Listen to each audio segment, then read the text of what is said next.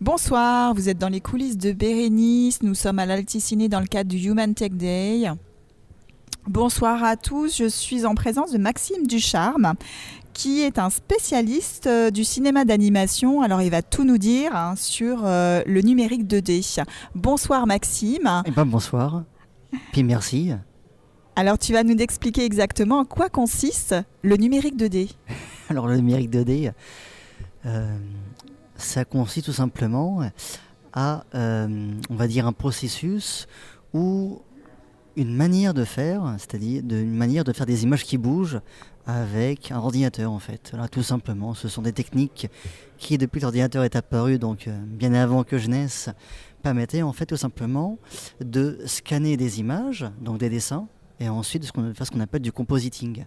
C'est-à-dire à partir des images 2D, des images en fait plates, on crée de la perspective, etc. Mais en tout cas, ça permettait en fait de fusionner ces images et de créer une animation en fait fluide. Voilà. Donc ce qui a été une grosse avancée, puisqu'avant il fallait toujours dessiner sur, c'était une image, un dessin. Et donc là, une image, un dessin, et ben d'un coup, grâce au logiciel, c'est 24 dessins par exemple, parce qu'il faut 24 dessins pour faire une seconde animation. Et bien là, d'un coup, ces 24 dessins, on avait la possibilité de les fusionner, de les mettre l'un après l'autre sur ordinateur pour un poids dérisoire, parce qu'après sur ordinateur, forcément une image, ça a un poids, mais le logiciel comprend. Et donc vous les mettez les unes à la suite de l'autre et vous obtenez votre animation qui est fluide. Voilà, une seconde. Voilà. Alors, dis donc, j'ai quand même pratiquement tout compris, donc je suis contente. En tout cas, j'espère que ça répond à la question, mais dans tous les cas, tu réponds pour répondre de manière beaucoup plus claire. Très clairement, je 2D. comprends, voilà, c'est de l'animation. J'ai juste une petite réflexion sur comment t'en es arrivé, toi, à te dire j'ai envie de... T'es dessinateur à la base ? Alors oui, moi à la base, du coup, j'ai fait une école d'art public, et avant l'école d'art, j'ai commencé à dessiner très très tôt, et donc mes parents m'ont placé en fait, enfin placé, ça fait un peu bizarre de dire ça, placé, de se dire là ce garçon était pas très très, hein. En tout cas mes parents, quand ils ont vu que je dessinais très très tôt, ils ont décidé de m'inscrire dans une maison d'association. Il y avait en fait une artiste peintre qui donnait des cours de dessin, et donc ça m'a permis en fait de continuer à m'épanouir dans le dessin. Je dessinais à la maison tout seul, et surtout je suis un mordu moi en fait de cinéma. Donc, mis à part le dessin, je dévore la bande dessinée, je dévore des films. Voilà. Et très tôt, ça m'a pris au collège, j'ai négligé les devoirs pour regarder que des films en fait, et analyser les films. C'est-à-dire qu'en plus de voir les films, je me renseignais sur le casting d'un film, sur des livres sur le cinéma, comment les films sont faits, comment il faut cadrer, les décors aussi, comment on crée un décor, etc. Comment est-ce qu'on nourrit un film, etc. Et donc, après au lycée, du coup, c'est au lycée que j'ai rencontré à Montargis, que j'ai rencontré Eric, et que j'ai fait mes courts-métrages tout seul, quoi. Voilà. Grâce au 42 heures pour un cours. Et ensuite, j'étais en école d'art public, et grâce à l'école d'art, j'ai été en Allemagne. Et avant d'aller en Allemagne, ma mère, avant que j'aie mon bac, m'a offert 2 livres, dont un sur l'animation, qui était rédigé par Richard Williams, le superviseur effets spéciaux du film Qui veut la peau de Roger Rabbit. Richard Williams, qui est un grand nom de l'animation. Et donc, déjà, c'était un premier pas dans l'animation, que son livre, ça reste une référence, même aujourd'hui. J'adore ce bouquin. J'ai d'ailleurs fait au lycée un court-métrage d'animation de 10 secondes grâce à ses conseils. Et en Allemagne, grâce à l'école d'art, du coup, j'ai pu faire 2 stages en Allemagne. Un pour valider mon master et un autre post-diplôme à l'école d'art de Kassel, qui est toujours une école d'art publique, tournée sur l'international, et dans une école d'art publique où on apprend le dessin, le design graphique, les arts appliqués et l'animation, toutes techniques confondues. Et donc il y a un immense atelier d'animation dans cette école, et j'ai eu le coup de cœur en fait. Je me suis dit, donc là je peux faire de l'animation en volume et de l'animation 2D avec des pros. Et voilà, c'est comme ça que, grâce à une artiste qui venait de Slovaquie, j'ai fait mon premier court-métrage d'animation en papier découpé, voilà, qui dure 1 minute 10. Et ensuite, après, pour le master, post-diplôme, j'ai fait un court-métrage de 2 minutes 30. Entièrement, ouais, c'était 300 dessins, voilà. On l'utilise dans quoi, le numérique 2D, aujourd'hui ?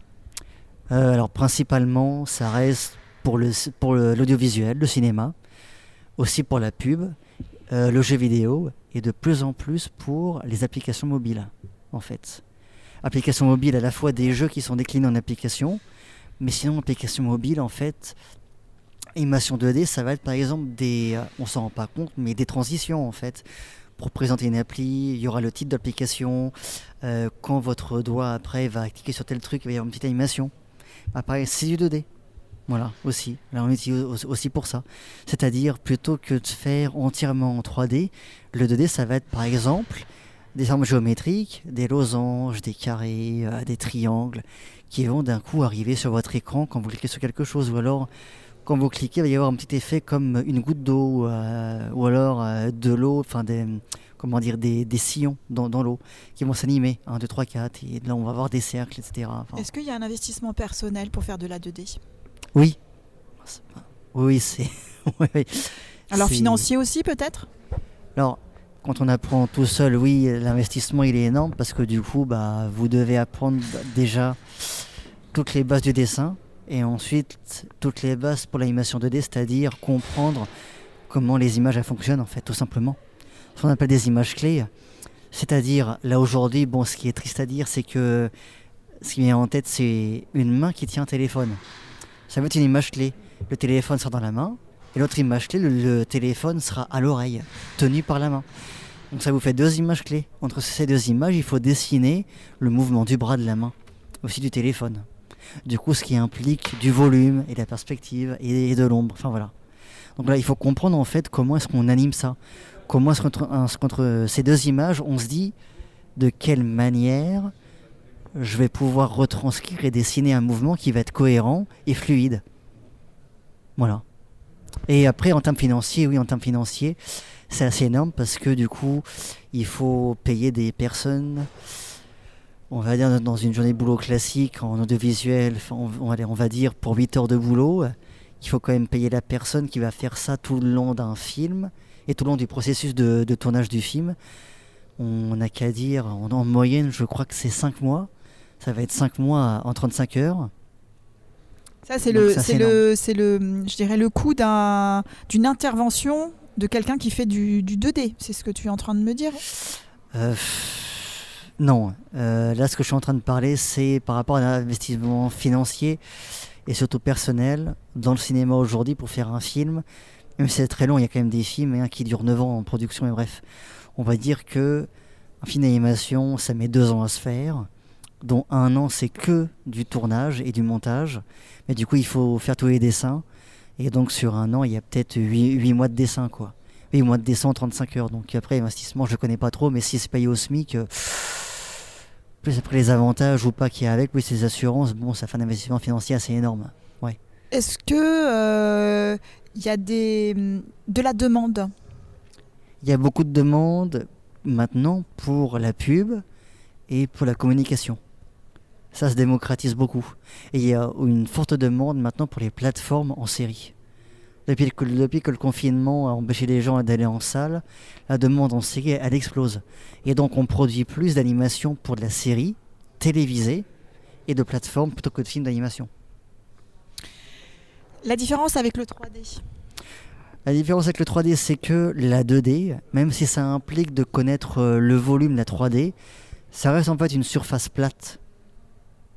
Alors que la 3D, en fait, c'est comme quelqu'un d'ailleurs m'a dit, c'était très pertinent. La 3D, en fait, c'est nous, c'est notre monde à nous. En fait, notre monde à nous, il est en 3D.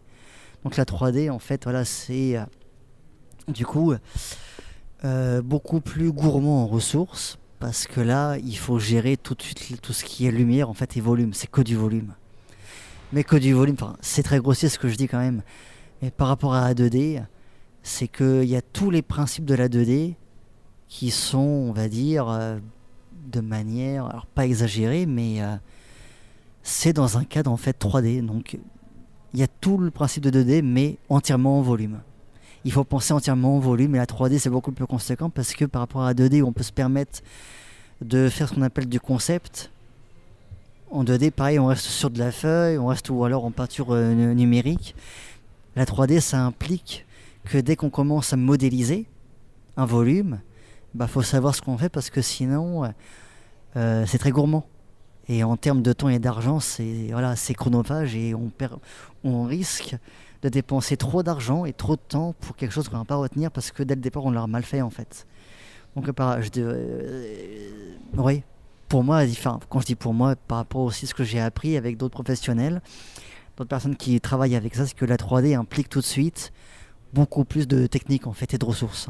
C'est de la lumière, c'est aussi du cadrage et c'est beaucoup plus de volume et de géométrie et de ressources. Donc tu interviendras le 25 juin à l'école de musique de Panne. Oui. Tu as un atelier 2D, oui. 2D. Comment ça va se passer cet atelier ? Ça va se passer que d'abord on défriche ce qu'est la 2D. Parce que pour beaucoup de personnes, oui, la 2D ça peut paraître que du dessin ou que du plat. Bon, c'est quand même beaucoup plus complexe. Il y a quand même beaucoup de métiers là-dedans. Donc on défriche ce qu'est la 2D. Je défriche aussi les enjeux de la 2D aujourd'hui. Et surtout avec les Human Tech Days, c'est-à-dire comment on utilise la 2D par rapport au numérique. Voilà. Et comment il faut continuer à rester avec la 2D malgré les avancées en numérique, que ce soit au niveau de génération d'images ou alors avec l'IA. Il faut toujours une base 2D parce que sinon on l'a dans l'os durant le processus parce qu'on ne sait pas ce qu'on va faire en fait. Donc voilà. Donc venez nombreux le 25 juin avec Maxime Ducharme sur l'atelier numérique 2D. Nous avons hâte d'y être. Merci. Tous. Merci pour toutes tes explications. Est-ce que tu as quelque chose, tu veux rajouter quelque chose ?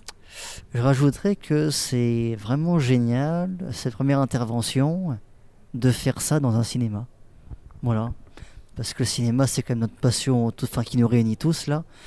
Et aussi en même temps, ça permet encore une fois de montrer que, mis à part l'animation 2D ou 3D, même prise de vue réelle, pour venir là-dedans, il faut quand même se mettre à l'esprit que c'est un ensemble de métiers, un ensemble de compétences en fait, que c'est pas d'un claquement de doigts que ça va se faire, quoi. Que ça monopolise beaucoup de ressources et que ces ressources sont très intéressantes en fait. Voilà. C'est noté, Maxime. Merci en tout cas pour toutes ces explications très claires sur un sujet pas très simple. Oui, j'espère que ça, en fait, j'ai beaucoup parlé, mais j'espère que c'était clair ce que j'ai dit. C'était à mon sens très clair et passionnant. Donc merci pour ton énergie et ta passion. Merci. Et donc rendez-vous le 25 juin. Rendez-vous le 25, yes. Bonne soirée. Bonne soirée. Au revoir.